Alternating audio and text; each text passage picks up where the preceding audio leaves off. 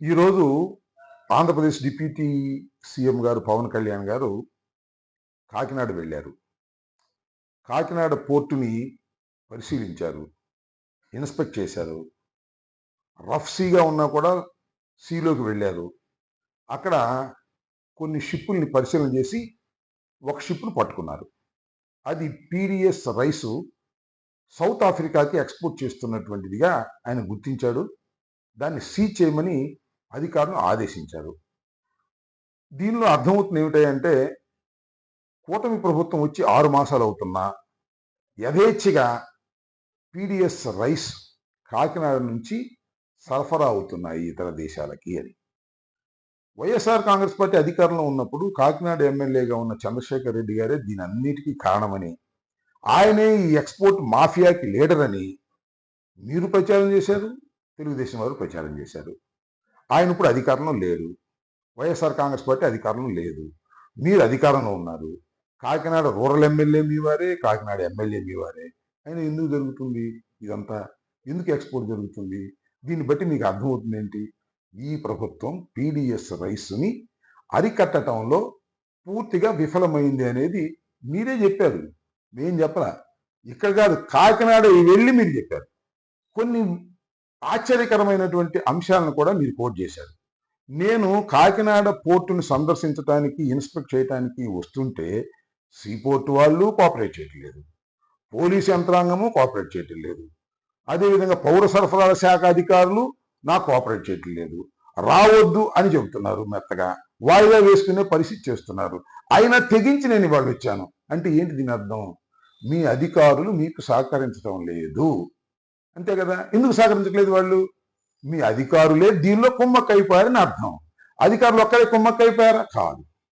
ఈ రాష్ట్రంలో నేను మీకు సవినయంగా మనవి చేస్తున్నాను, డిప్యూటీ సీఎం గారు, ఈ రాష్ట్రంలో ఉన్నటువంటి కూటమ శాసనసభ్యుల్లో 168 మందిలో ఒక 10%, 15% మినహా అందరూ కూడా పీడిఎస్ రైస్ దగ్గర డబ్బులు దండుకుంటున్నారు, మామూలు తీసుకుంటున్నారు.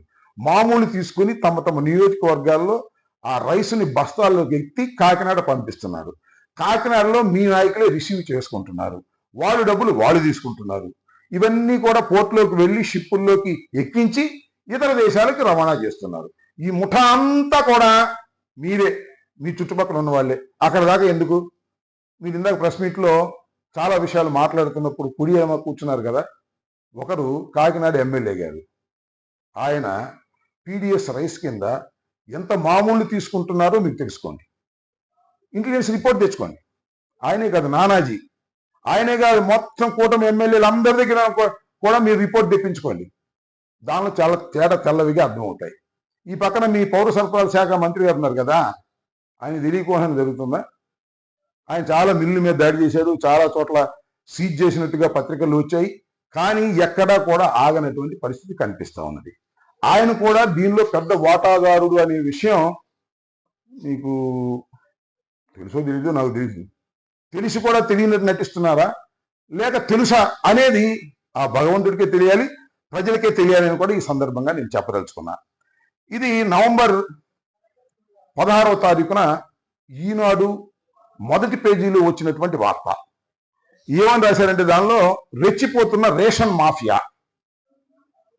ఎక్కడ చూసినా కుప్పలు కుప్పలుగా పేదల బియ్యం, కేంద్ర రాష్ట్ర ప్రభుత్వాలకి ఏడాదికి 11,000 కోట్ల ఖర్చు, 80% నల్ల బజారుకే, ఏటా 8,833 కోట్ల బియ్యం తరలింపు, ఆ మొత్తం అంతా దళారులు, కొందరు మిల్లర్లు, నేతలు, అధికారుల జేబుల్లోకే వెళుతున్నాయి అని ఈనాడులో స్పష్టంగా రాసినటువంటిది. ఇది ఈ నెల 16వ తారీఖున.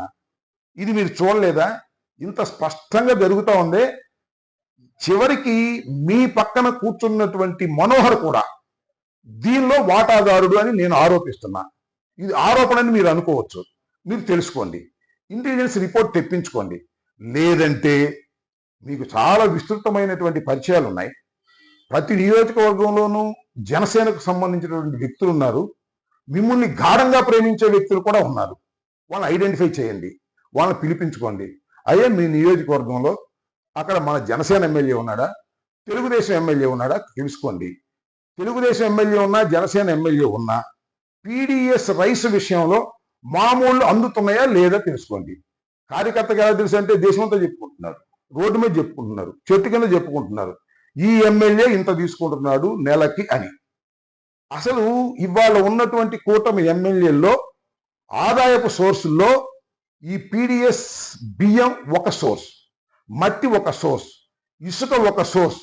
ఈ సోర్సులన్నీ పెట్టుకొని డబ్బులు సంపాదించుకునే యావలో వాళ్ళందరూ ఉంటే మీరెళ్ళి కాకినాడలో ఆర్భాటం చేసి ప్రెస్ మీట్ పెట్టి అధికారుల మీద ధరిస్తే లాభం. పాపం అధికారులు ఏం చేస్తారు చెప్పండి? మీ నాయకులే అధికారుల్ని అలవాటు చేశారు, వాళ్ళకు కొంత, మీ ఎమ్మెల్యేలకు కొంత, మొత్తం వ్యవహారం జరిగిపోతా ఉంది. ఇది జరుగుతున్నటువంటి అంశం. మధ్య మధ్యలో మీ పౌర సరఫరాల శాఖ మంత్రిగా లేచి మేము చాలా చోట్ల పట్టుకున్నాం, ఇప్పటికే 62,000 టన్నులు 62 లక్షల టన్నులు ఇప్పటికే సీజ్ చేశాం, ఇంతకుముందు ప్రభుత్వం సీజ్ చేయలేదు అనేటువంటి మాట మీరు మాట్లాడుతున్నారు. ఏమిటిది? నాకు అర్థం కాలేదు. ఊరికినే మేము అధికారంలో ఉన్నప్పుడు చంద్రశేఖర్ రెడ్డి నాయకత్వంలో ఇదంతా జరిగిందని ఆయన మీదే మీరు దుమారం లేపారు, ఆయన మీద పెద్ద పెద్దగా అరిచారు, ఆయన మీద కేసులు పెడతా ఉన్నారు, రోపలేస్తా ఉన్నారు. ఆయన అధికారంలో లేడు, మా ప్రభుత్వం అధికారులు లేదు. ఆయన యథేచ్ఛగా పీడిఎస్ రైస్ బియ్యాన్ని సరఫరా అవుతూనే ఉంది ఇతర దేశాలకి. దీని అన్నిటికీ కారణం కూటమి తమ్ముళ్ళు ఈ పేదల బియ్యాన్ని మెక్కుతున్నారు. ఇది మీరు తెలుసుకోండి. పవన్ కళ్యాణ్ గారు, ఇప్పటికైనా మీరు తెలుసుకోకపోతే తెలుసుకోండి. ఆల్రెడీ తెలుసుని కూడా మీరు యాక్షన్ చేస్తుంటే మీకు నమస్కారం. కాబట్టి మీరు నిజంగా పీడిఎస్ రైస్ ఎగుమతులను ఆంధ్ర రాష్ట్రం నుంచి, పోర్టు నుంచి వెళ్ళకోకుండా చేయాలి అనుకుంటే చిత్తశుద్ధిగా పనిచేయండి తప్ప ఊరికి బ్యానర్ ఐటమ్స్ కోసం ప్రగల్భాలు పలికే పరిస్థితి రావడం వల్ల మీరు చులకనైపోతారు. మీరు సిన్సియర్గా లేరనే విషయం ప్రజలకు అర్థమైపోతుంది. కాబట్టి ఒక్కసారి ఆలోచించండి. పైగా చిత్రం ఏంటంటే ఈ పౌర సరఫరాల శాఖ మీ కూటమిలో మీ దగ్గరే ఉంది, జనసేన దగ్గరే ప్రధానమైనటువంటి శాఖ. మీరే కంట్రోల్ చేయకపోతే ఇంకా హోమ్ ఏం కంట్రోల్ చేస్తారు? ఇందాక మిత్రులు ఎవరు అడుగుతుంటే చెప్తున్నారు లా అండ్ ఆర్డర్ నా దగ్గర లేదు అని. ఆ మధ్యనేమో లా అండ్ ఆర్డర్ కూడా నేను తీసుకుంటాను అంటున్నారు. మీలో మీరే కన్ఫ్యూజ్ అవుతున్నారు, మిమ్మల్ని మీరే దూషించుకుంటున్నారు, ఆకాశం మీద ఎత్తి ఉమ్ముతున్నారు, మీ మీదే పడుతుంది.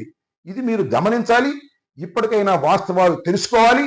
ఇవాళ పీడిఎస్ రైస్ కాకినాడ నుంచి విచ్చలవిడిగా ఎగుమతి అవుతుంది, దానిలో డబ్బులు తీసుకుంటున్నారు అంటే అది కూటమి ఎమ్మెల్యేలదే బాధ్యత, ఈ ప్రభుత్వానిదే బాధ్యత అనే విషయాన్ని విస్మరించి ఏదేదో మాట్లాడితే ఏమీ ప్రయోజనం ఉండదని మీకు తెలియపరుస్తున్నాను. ఎత్తి ఉమ్ముతున్నారు, మీ మీదే పడుతుంది. ఇది మీరు గమనించాలి. ఇప్పటికైనా వాస్తవాలు తెలుసుకోవాలి. ఇవాళ పీడిఎస్ రైస్ కాకినాడ నుంచి విచ్చలవిడిగా ఎగుమతి అవుతుంది, దానిలో డబ్బులు తీసుకుంటున్నారు అంటే అది కూటమి ఎమ్మెల్యేలదే బాధ్యత, ఈ ప్రభుత్వానిదే బాధ్యత అనే విషయాన్ని విస్మరించి ఏదేదో మాట్లాడితే ఏమీ ప్రయోజనం ఉండదని మీకు తెలియపరుస్తున్నాను.